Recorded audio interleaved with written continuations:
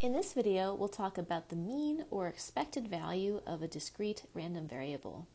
So the mean, the average, which is also called the expected value of a discrete random variable, is given by the formula mu, or it's also written as e of x, the expected value of the discrete random variable x, is equal to the sum of each possible value that the random variable x can take on times the probability that it takes on that value.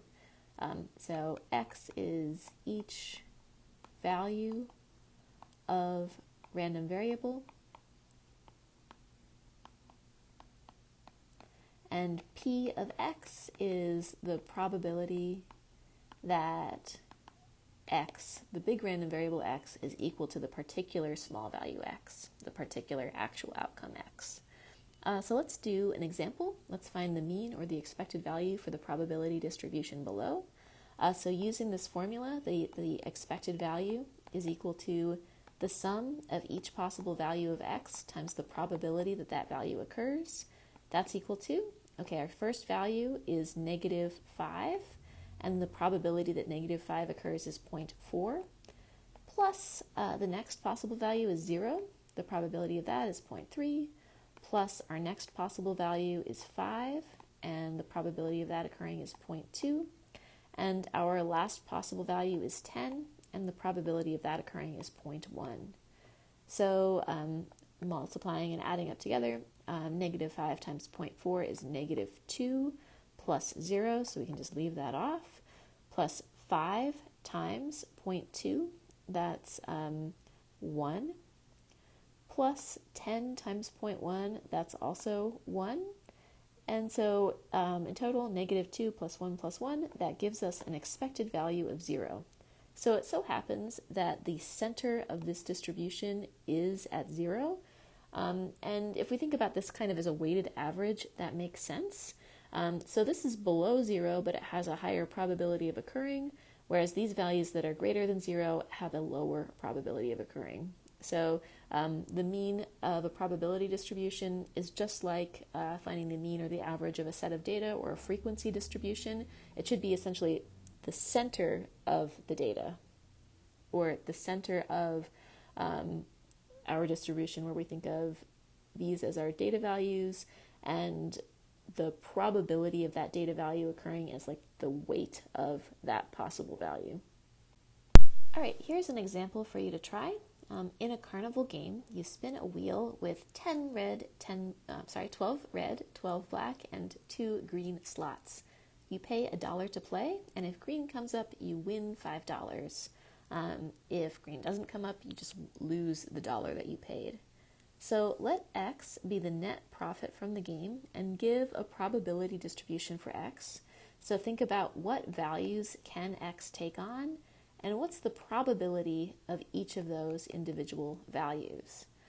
Then find the mean or the expected value for x. So pause the video, try that out, and we'll talk about it in just a moment. Okay, what's the probability distribution for x? Well, okay, x is the net profit from the game. So this is going to be a dollar amount. Well, what are the two things that can happen? We're playing the game once. We could either win or we could lose. And if we win, what's the net profit? Well, we paid $1 to play, and if we win $5.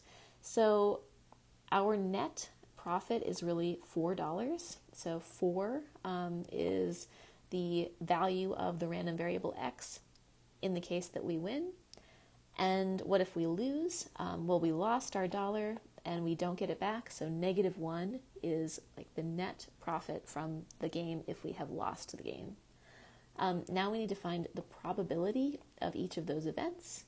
What's the probability that we win? Well, if green comes up, we win $5. So there are 2 green slots out of how many slots altogether? 2 plus 12 plus 12, that's 26 slots altogether. So the probability of winning is 2 out of 26. And the probability that we lose is the probability that any of the other things come up, 24 that are not green out of 26. So this is our probability distribution for the random variable x, where x is the net profit for the game. All right, let's find the mean or the expected value of x. The expected value is the sum of each possible value for x times the probability that that value occurs. So that's $4 times the probability that we win, 2 out of 26, plus -$1 times the probability of that value, the probability of x being -1, the probability that we lose. And so then we can calculate that expected value. 4 times 2 is 8 out of 26, plus a negative, so minus 24 out of 26. And so we get negative 16 over $26. If we divide that in a calculator, we'll get negative 0.61538 ... Okay, so what does that mean? It's saying the expected value for this game is negative 0.615838 dollars. So that's saying that if we played this game many times, then on average, we'd expect to lose about 62 cents per game. Or another way of thinking about it is if we played, let's say, 100 times, we would lose about $62. So something important to note here is that this expected value of negative $0.61538, that is not a possible outcome of x, right? So if we play one time, we're either going to win, in which our net win is $4, or we're going to lose, in which case our net gain is negative $1. So our expected value is not the actual expected value for one outcome of the experiment. It's the average over time that we would expect if this experiment is done many, many, many times.